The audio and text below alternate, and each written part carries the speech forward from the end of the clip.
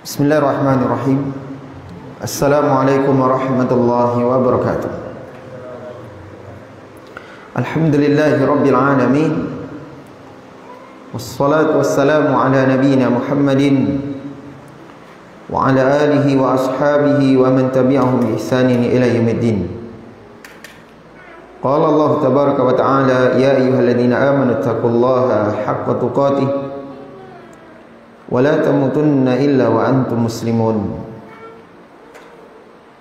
Amma ba'du, masyarul muslimin wal muslimat, ikhwani wa akhwati rahimani wa rahimakumullah. Kita lanjutkan pembahasan fikih kita insyaallah taala, di mana kita akan masuk kepada pembahasan sujud sahwi.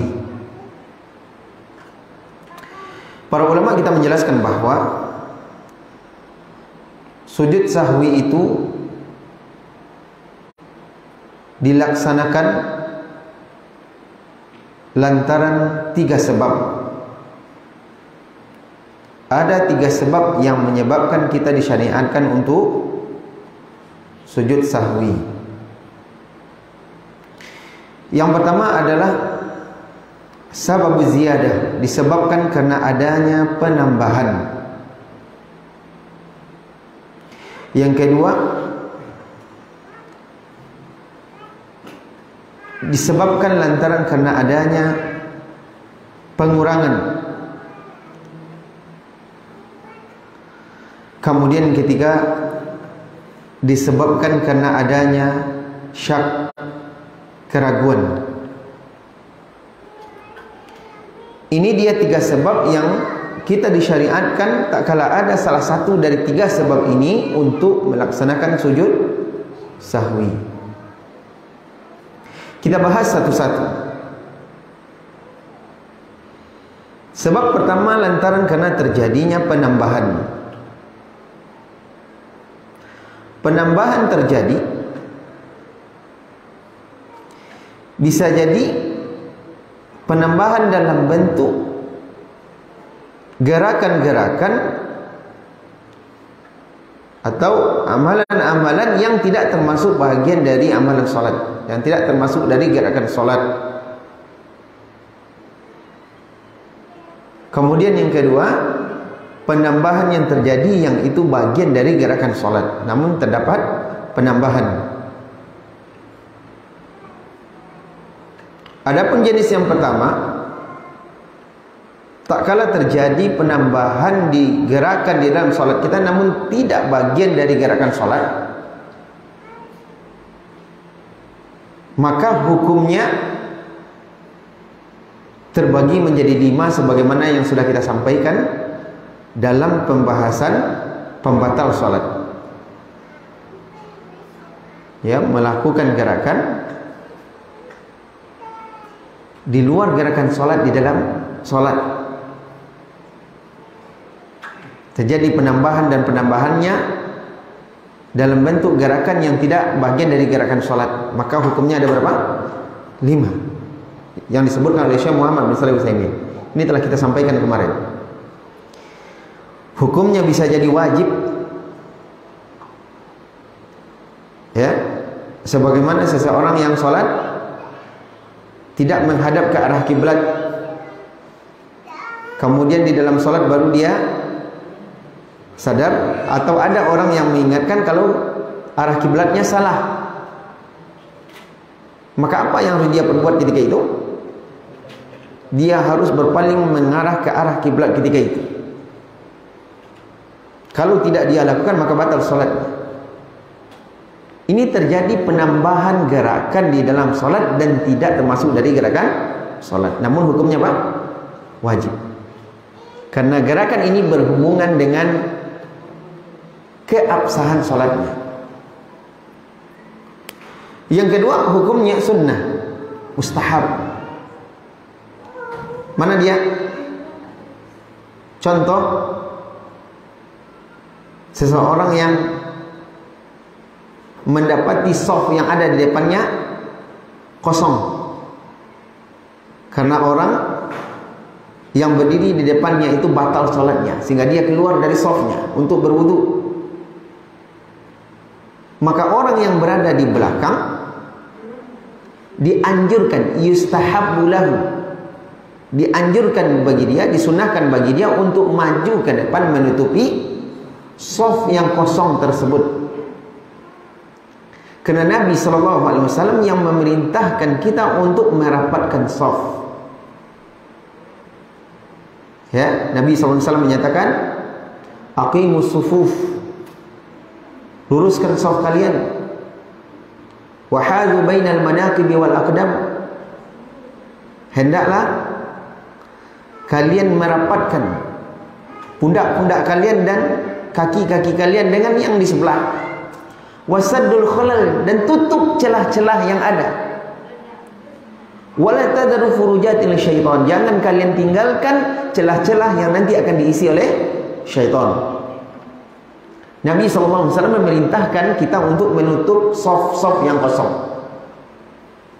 Maka gerakan dia melangkah ke depan ini sudah dianggap sebagai gerakan tambahan di dalam solatnya yang tidak termasuk dari gerakan solat. Betul atau tidak? Namun hukumnya apa? Anjuran, mustahab. Karena gerakan yang dia lakukan berhubungan dengan kesempurnaan solatnya. Bukan keabsahan, tapi kesempurnaan solatnya.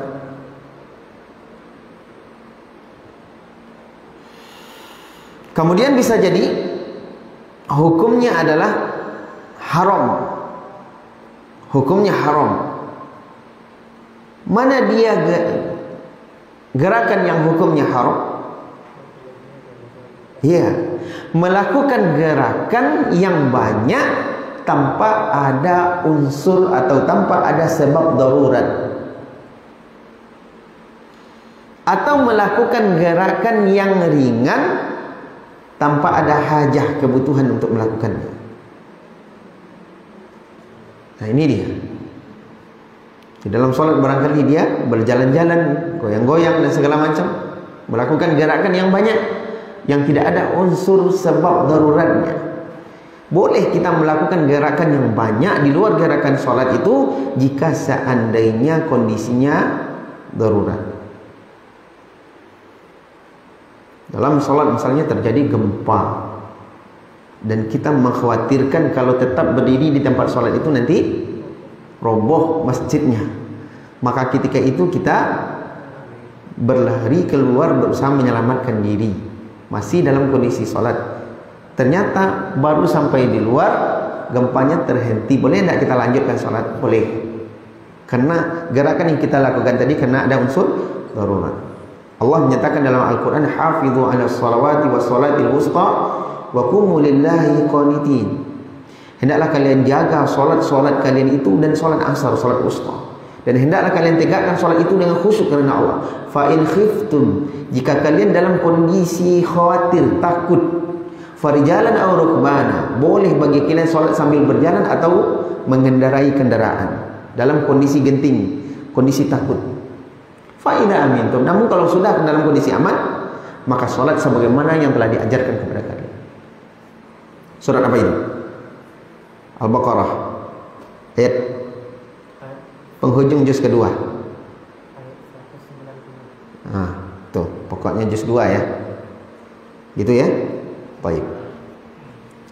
Kemudian juga hadis Nabi SAW yang memerintahkan kepada setiap orang yang sholat, tak kala dia melihat ada dua jenis hewan berbisa yang lewat untuk membunuhnya.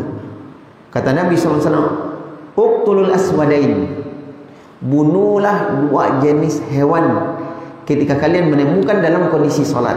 Mana dia? Ular dan kalajengking. Oke, ular kalajengking. Sekarang ternyata yang lewat itu impasan. Nah, masuk kan? Iya. Baik. Jamaah rahmati Allah Subhanahu wa taala. Kemudian bisa jadi hukumnya adalah makruh. Bisa jadi hukumnya makruh. Mana dia yang makruh?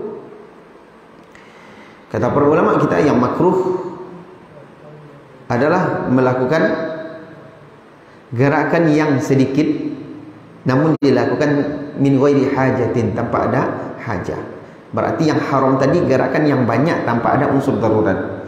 Gerakan yang sedikit yang dilakukan namun tidak ada hajah, maka hukumnya makruh. Seperti orang dalam solat pakai main-main jam tangannya, mengelus-ngelus jenggot, ya kan, segala macam. Tidak ada kebutuhan untuk melakukan gerakan itu, dia lakukan, maka ini hukumnya makruh, kata Syekh Muhammad bin Shalih Al Utsaimin.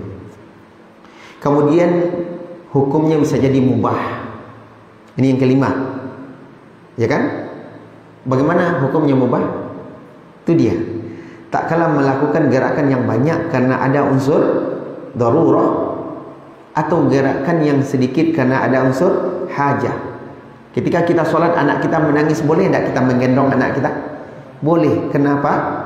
Ada hajah, dan itu gerakannya ringan. Ketika kita sedang sholat, berbunyi HP di dalam saku dan mengganggu sholat kita dan sholat orang yang ada di sekitar kita, boleh tidak kita masukkan tangan kita ke dalam saku? Kita matikan? Boleh, karena itu ada hajah dan gerakannya ringan, ya. Ketika kita sholat membawa anak kita, sholat di samping, ternyata dalam kondisi sholat dia bermain-main, ya, bahkan dia lihat-lihat kiri kanan, bahkan dia hendak mau kabur, boleh tidak kita memegang tangan anak kita? Boleh, karena itu ada hajah, tuntutan, dan ini tidak membatalkan sholat, mubah. Ini terjadi penambahan di dalam sholat dalam bentuk gerakan yang tidak bagian dari sholat, dan tidak ada syariat sujud sahwi dalam penambahan seperti ini. Sekarang muncul permasalahan, bagaimana dengan terjadinya penambahan dalam gerakan sholat yang itu bagian dari gerakan sholat, seperti terjadi penambahan rukuk 2 kali, sujud lebih daripada 2 kali sampai 3 kali, barangkali lupa dia, ya, atau misalnya bertambah rakaat sholatnya, seharusnya 4 menjadi 5. Ini terjadi penambahan yang itu masuk bagian dari gerakan sholat. Maka kata para ulama kita, jika penambahan yang terjadi dilakukan dengan sengaja, baik penambahan itu dalam rukun solat atau wajib solat, maka solatnya tidak sah, karena dia melakukan penambahan itu dengan sengaja. Nih, garis bawahi poin pertama. Jika seandainya dia lakukan tidak sengaja, ya, tidak sengaja, dia tidak tahu, lupa, bertambah 1 rakaat, lupa, kalau dia sudah ruku, ternyata dia tambah 1 kali ruku 1 kali lagi, atau sujudnya berlebih dan segala macam, maka apa yang harus dia perbuat dengan tidak sengaja? Maka dilihat, kata para ulama kita, jika seandainya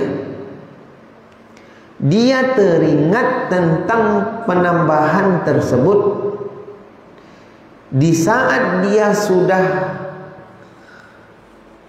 bangkit ke rakaat kelima, contoh, ya, bahkan dia sudah membaca surat Al-Fatihah, atau barangkali dia sudah rukuk di rakaat kelima, baru dia teringat, sadar kalau ini rakaat yang ke-5. Apa yang harus dia perbuat ketika itu?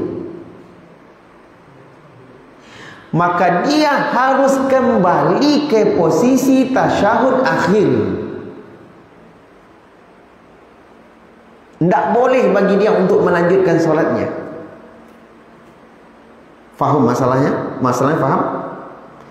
Ketika dia bangkit ke rakaat kelima, seharusnya solatnya berapa? 4 rakaat. Dia bangkit ke rakaat kelima, ya, dan barangkali dia sudah membaca surat Al-Fatihah, barangkali dia sudah ruku, pas posisi ruku itu atau posisi sudah berdiri tadi, baru teringat bagi dia, atau baru dia sadar kalau ini sudah masuk rakaat yang ke-5. Apa yang harus dia perbuat ketika itu? Ketika itu dia wajib untuk kembali ke posisi duduk tasyahud akhir. Langsung duduk. Kenapa? Kalau tetap dia lanjutkan solatnya, sementara dia sudah sadar bahwa ini sudah menjadi penambahan, ya, maka solatnya tidak sah. Harus dia duduk ke posisi tasyahud akhir. Dia baca tasyahud akhir sampai selesai, kemudian dia sujud sahwi. Kapan sujud sahwinya? Sebelum salam. Ya. Ini menurut pendapat sebahagian para ulama. Namun pendapat yang dikuatkan oleh Syekh Muhammad bin Shalih Al-Utsaimin, wallahu taala alam, ini pendapat yang sampai sekarang masih kami pegang, bahwa setiap terjadi penambahan di dalam salat, baik dia teringatnya sebelum salam atau sesudah salam baru teringat, maka sujud sahwinya setelah salam. Ya, kasus yang kita sebutkan tadi terjadi penambahan atau pengurangan? Penambahan, di mana bertambah rakaat kelima. Maka dia harus duduk. Kemudian dia selesaikan tasyahud akhir. Selesai tasyahud akhir, kemudian dia salam, assalamualaikum warahmatullah, assalamualaikum warahmatullah. Selesai, kemudian dia sujud sahwi 2 kali. Berapa kali? 2 kali. Wasajada sajdataini as-sahwi, wasajada sajdatai as-sahwi. Dia sujud sahwi 2 kali sujud. Kemudian setelah selesai sujud sahwi 2 kali baru dia salam. Kenapa? Kata Syekh Muhammad bin Shalih Al-Utsaimin, supaya kenapa kita disyariatkan untuk sujud sahwi ini setelah salam walaupun teringatnya sebelum salam? Ya, karena kalau kita lakukan sujud sahwinya sebelum salam, berarti telah kita jadikan ada 2 bentuk penambahan di dalam salat tersebut. Penambahan pertama, di mana kita menambah rakaat. Penambahan yang kedua, di mana kita melakukan sujud sahwi, karena sujud sahwi tidak bagian dari salat tadi.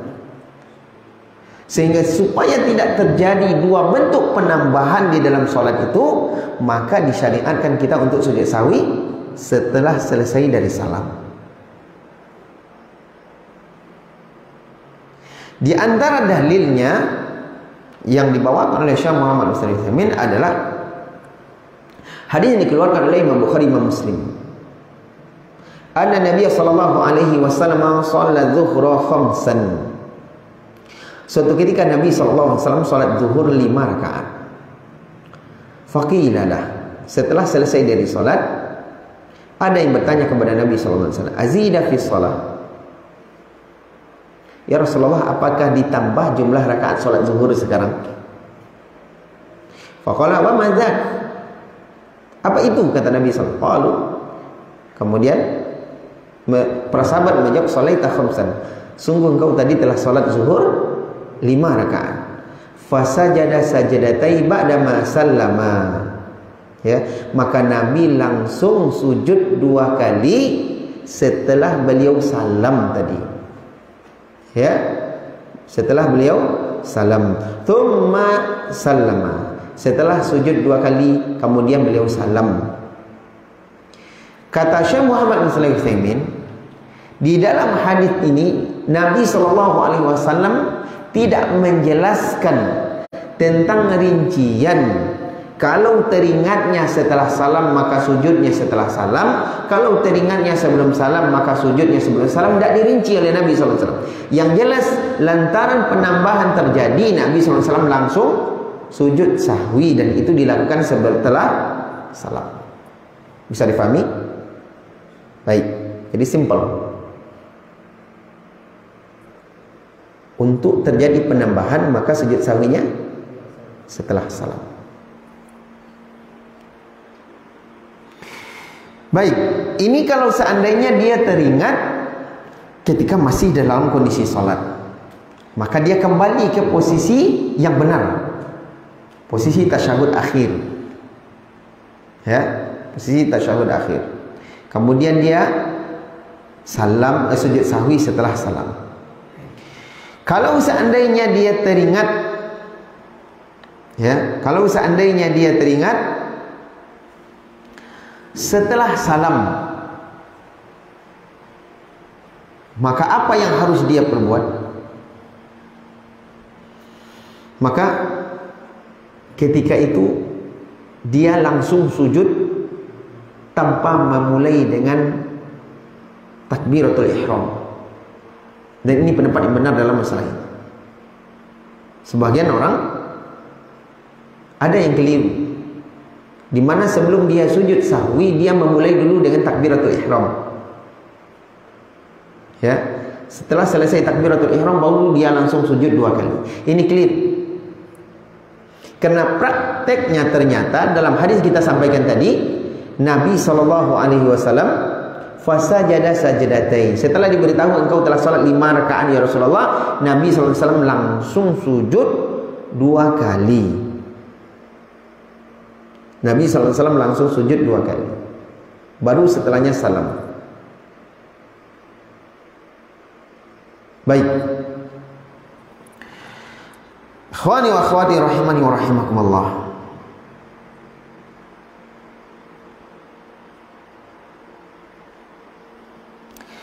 Kemudian sebab yang kedua adalah terjadinya pengurangan. Dan ini bisa dikelompokkan juga menjadi 2.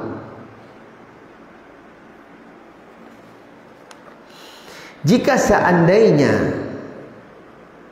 pengurangan yang terjadi itu di mana dia lupa takbiratul ihram, lupa dia takbiratul ihram, baru dia teringat di pertengahan sholat, apa yang harus dia perbuat? Dia harus memulai sholat dari awal. Sholatnya batal, karena takbiratul ihram itu rukun sholat dan dia sebagai kunci pembuka sholat kita. Maka tidak sah sholat seseorang yang tidak takbiratul ihram, baik dengan sengaja maupun lupa. Ya.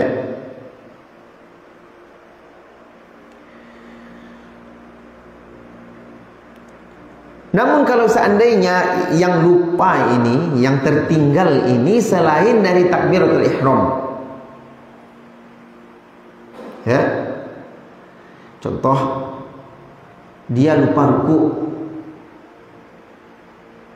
selesai dia baca ayat langsung dia sujud, Allahu Akbar langsung sujud, atau dia lupa duduk antara 2 sujud, selesai dari sujud yang pertama langsung dia bangkit ke rakaat kedua. Seharusnya apa? Seharusnya duduk antara 2 sujud dia, kemudian sujud yang kedua, baru setelahnya bangkit ke rakaat kedua. Betul atau tidak? Sementara sekarang dia langsung bangkit ke rakaat kedua. Berarti sudah berapa rukun yang dia tinggalkan itu? Ada 2 rukun. Duduk antara 2 sujud, kemudian sujud yang kedua. Betul atau tidak? Allahu Akbar langsung sujud, kemudian seharusnya dia duduk kan? Langsung dia bangkit ke rakaat kedua. Tidak sengaja lupa. Apa yang harus dia perbuat? Baik. Maka jika dia ingat sebelum sempurna bangkit ke rakaat kedua, baru proses mau pindah, baru teringat kalau dia belum duduk antara 2 sujud, maka ketika itu wajib dia turun ke bawah, duduk antara 2 sujud, posisinya langsung ke duduk antara 2 sujud, maka lanjutkan sholatnya dan tidak ada kewajiban sujud sahwi. Kenapa? Karena dia belum sempurna berpindah ke rakaat kedua. masih dalam proses. Kalau seandainya sudah terlanjur pindah ke rakaat kedua, bahkan dia sudah memulai bacaan surat Al-Fatihah, baru dia teringat kalau ada rukun yang dia tinggalkan, yaitu duduk antara dua sujud tadi dan sujud yang kedua. Apa yang harus dia perbuat? Sebahagian para ulama memandang bahwa dengan dia terlanjur dia bangkit ke rakaat kedua, bahkan sudah memulai bacaan surah Al-Fatihah, maka tidak boleh baginya untuk turun ke bawah, karena sudah terlanjur masuk ke rakaat kedua.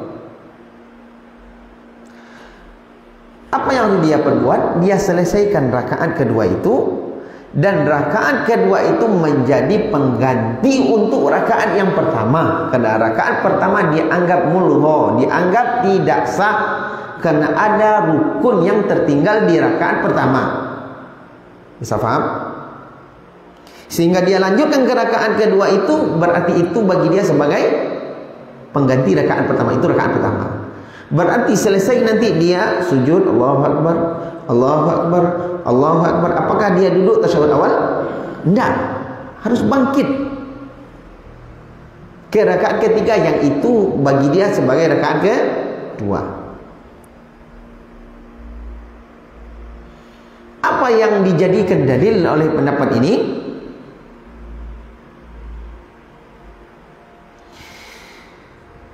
Dalilnya adalah Nabi SAW bersabda,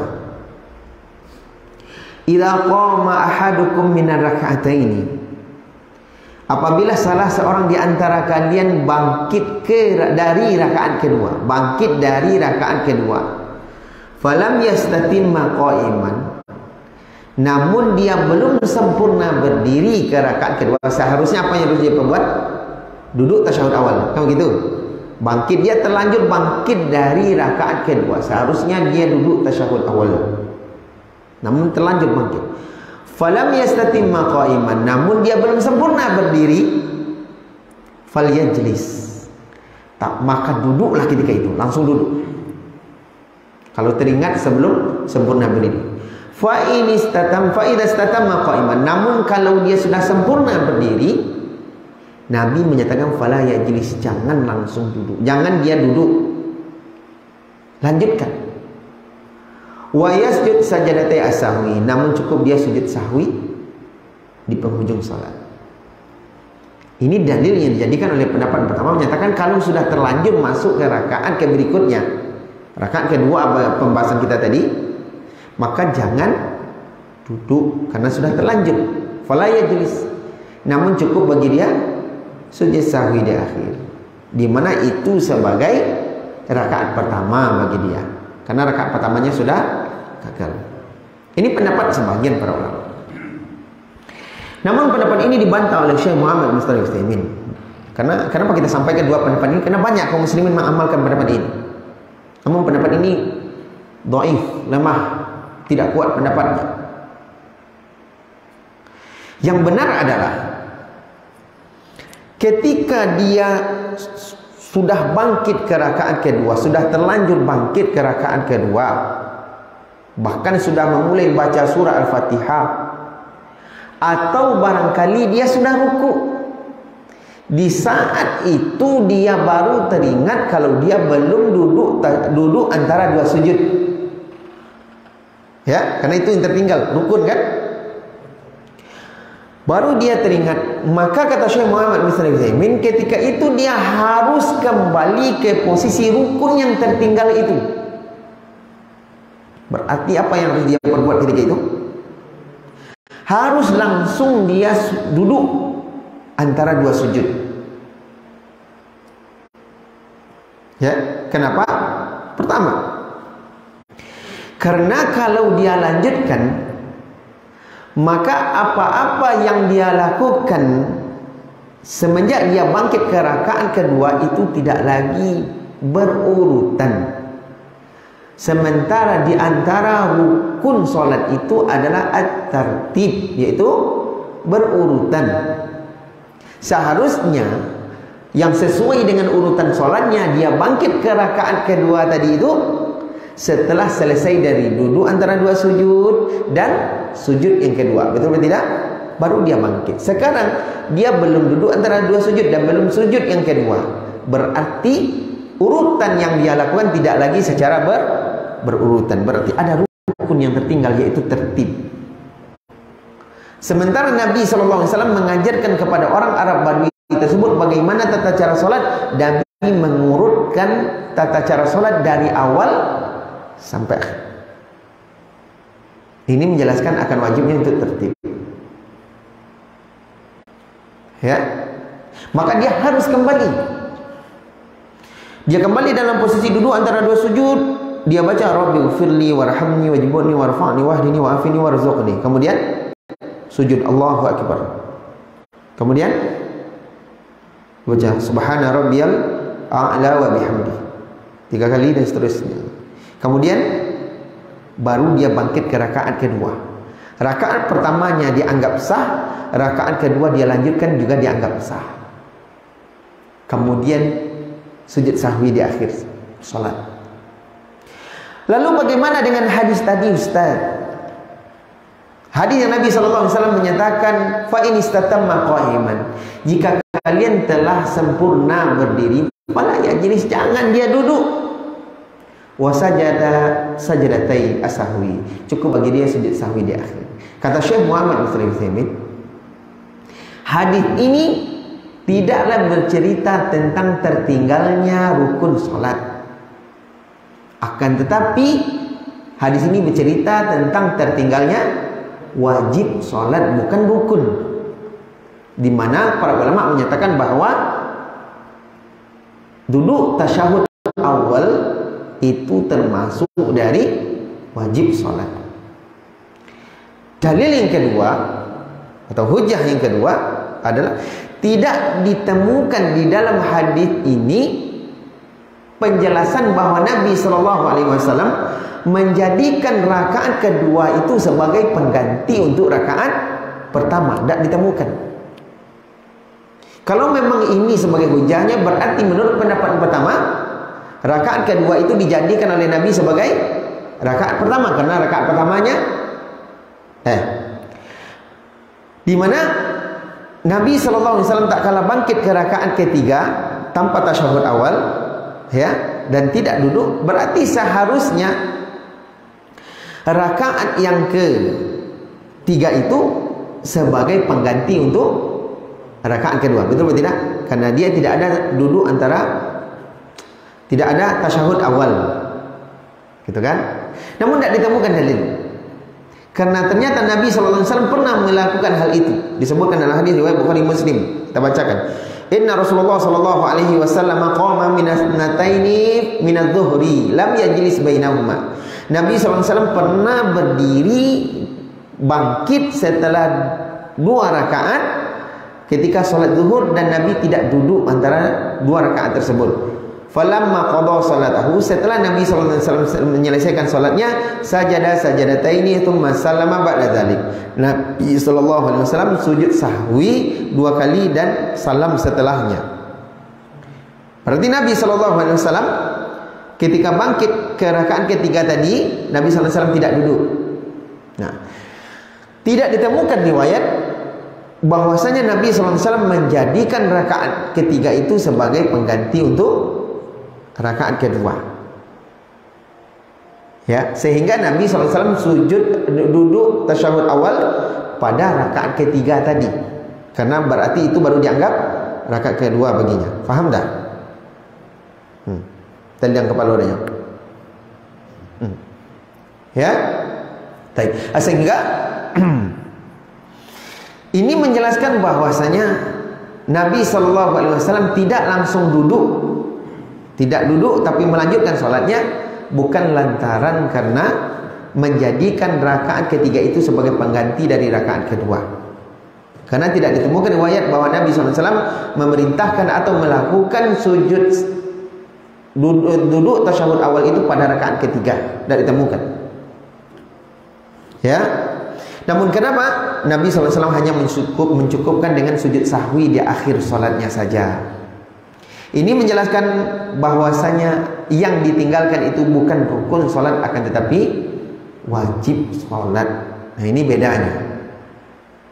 Dimana kalau yang tertinggal wajib salat dan kita sudah terlanjur masuk kepada rukun berikutnya, maka tidak usah kembali kepada wajib salat yang tertinggal, lanjutkan dan cukup sujud sahwi di akhir salat.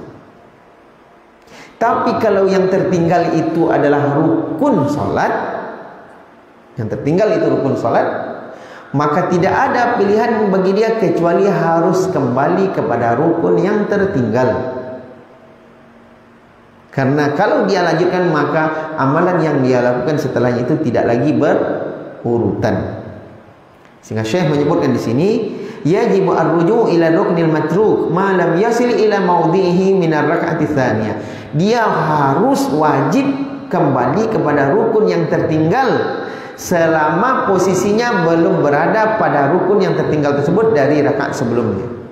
Berarti hanya satu kondisi yang kita tidak harus kembali kepada rukun yang tertinggal. Apa itu? Kalau posisi kita di rakaat kedua sudah berada pada posisi rukun yang tertinggal di rakaat pertama. Kita baru teringat kalau di rakaat pertama kita belum duduk antara dua sujud, di saat posisi kita mau duduk antara dua sujud, duduk antara dua sujud di rakaat kedua. Apa fungsinya kembali lagi? Sudah berada di posisinya. Maka ketika itu baru rakaat pertama hilang dan rakaat kedua menjadi pengganti dari rakaat pertama. Baik, ikhwani wa akhwati rahimani wa rahimakumullah. Kemudian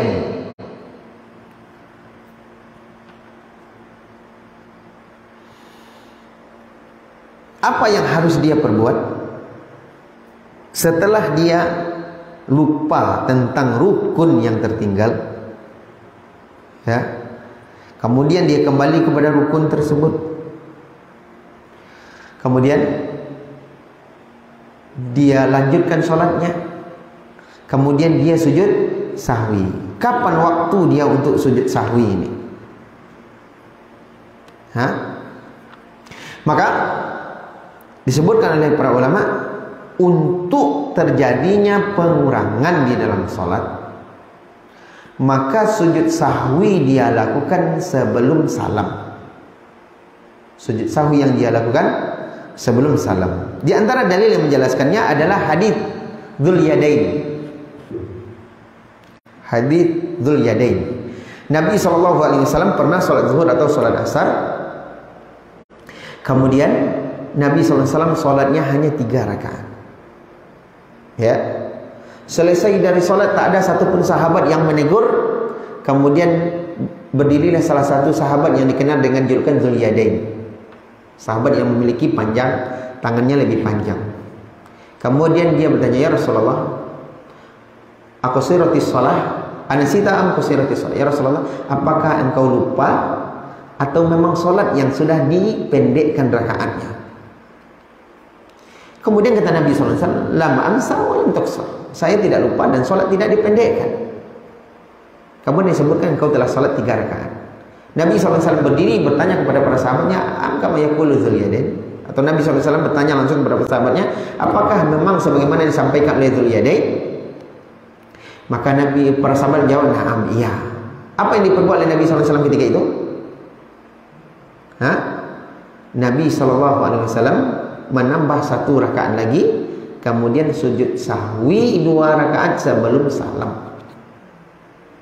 Maka kata para ulama, setiap terjadi pengurangan, ya, baik teringatnya di dalam salat atau di luar salat, di dalam salat atau di luar salat, maka sujud sahwi dilakukan sebelum salam.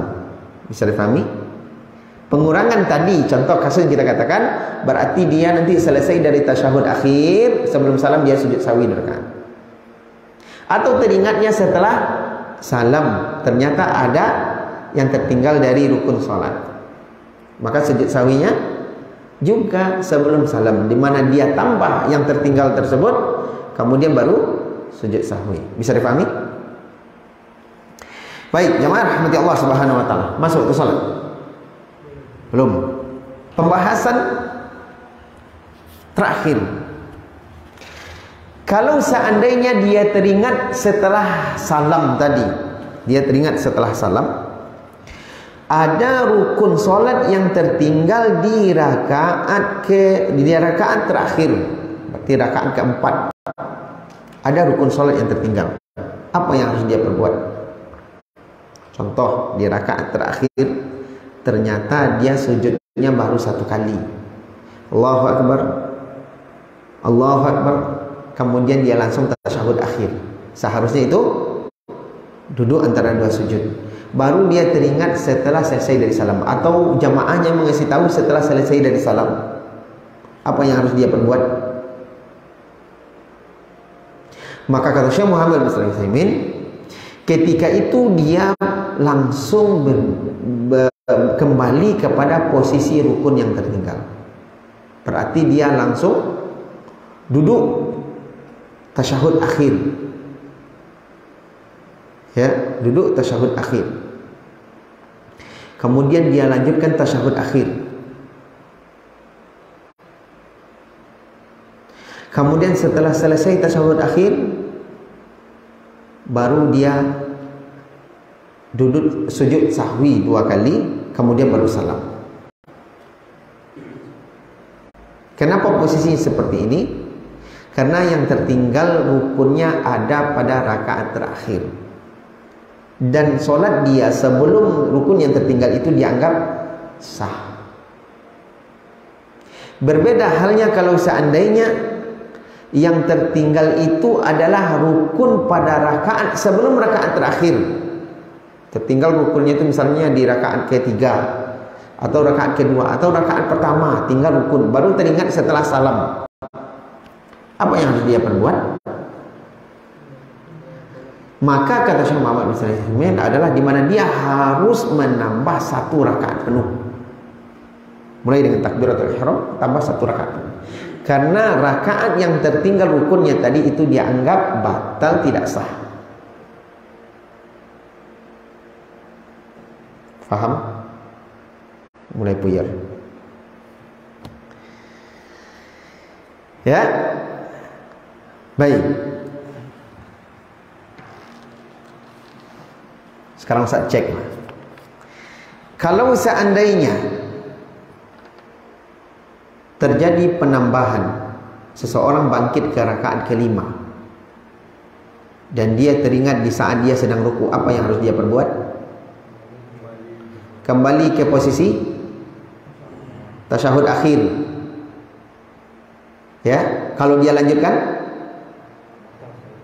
tidak sah salatnya, batal salatnya, karena berarti dia telah menambah gerakan salat dengan sengaja, batal salatnya. Kemudian kapan sujud sahwinya? Setelah salam, walaupun teringatnya sebelum salam, supaya tidak terjadi 2 penambahan di dalam salat.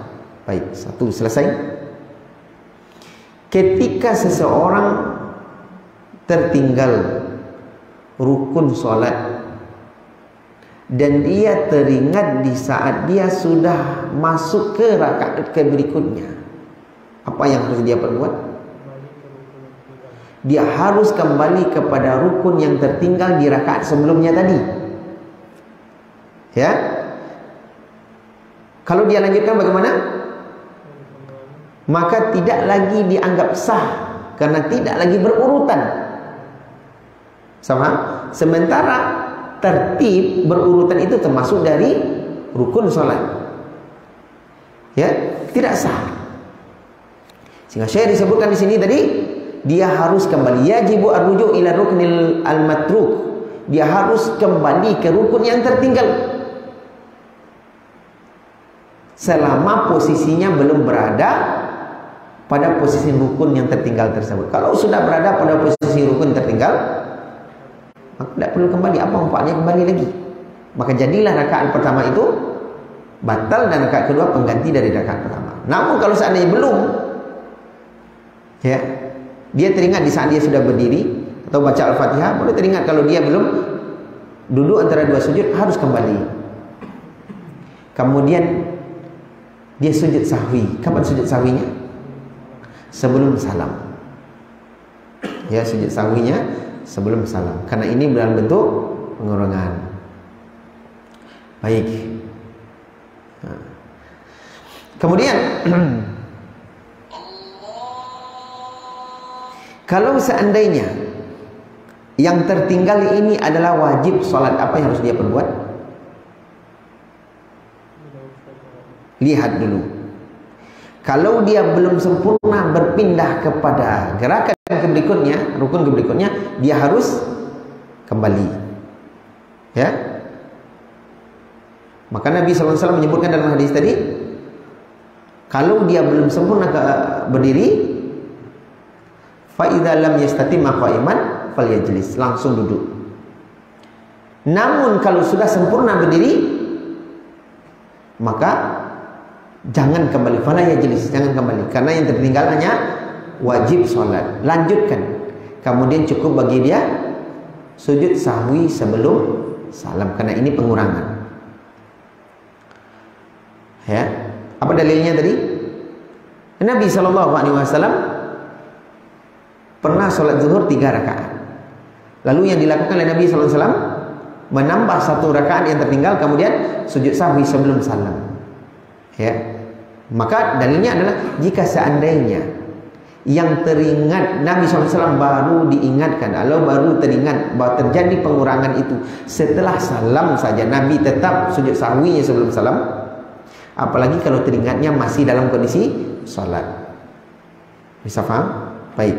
Sekarang, kalau seandainya dia teringat setelah salam, ada rukun yang tertinggal pada rakaat kedua atau rakaat ketiga, apa yang harus dia perbuat? Tambah 1 rakaat lagi dengan memulai takbiratul ihram. Tambah 1 rakaat lagi. Kenapa? Karena bukan pengurangan. Karena rakaat yang tertinggal itu adalah rakaat sebelum rakaat terakhir, maka 1 rakaat itu dianggap gugur, ya, tidak sah karena ada rukun yang tertinggal dalam rakaat tersebut. Maka tambah 1 rakaat sebagai penambah. Ya, contoh rakaat ketiga, ya kan? Rakaat ketiga rusak, rukuknya lupa, dan dia teringat baru setelah salam. Harus dia perbuat apa? Tambah 1 rakaat. Kenapa?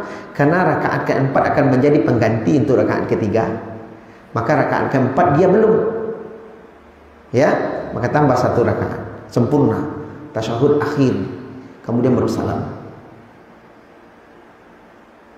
Paham maksudnya? Kalau yang tertinggal itu rukun pada rakaat terakhir, apa yang harus dia perbuat? Contoh dia belum duduk antara 2 sujud di rakaat keempat, baru teringat setelah salam. Apa yang harus dia perbuat? Kembali kepada rukun tertinggal. Karena apa-apa yang dia lakukan sebelum rukun tertinggal tadi sah. Sah paham? Adapun kalau yang rusak di rakaat ketiga tadi, ya, maka rakaat ketiga ini digantikan oleh rakaat keempat. Baik. Bisa paham? Baik. Kemudian setelah selesai sujud sahwi sebelum salam. Ada satu lagi sebetulnya, yaitu tak kala munculnya keraguan yang menyebabkan sujud sahwi. Namun ini kita bahas insyaallah pada pertemuan berikutnya. Wassallallahu ala nabiyina Muhammadin wa ala alihi wa ashabihi wa man tabi'ahum bi ihsanin ila yaumil. Baik, silakan bertanya. Hah? Baik, para ulama kita menjelaskan tentang sujud sahwi. Yang dituntut, yang menjadi wajib dalam sujud sahwi itu adalah gerakan sujud.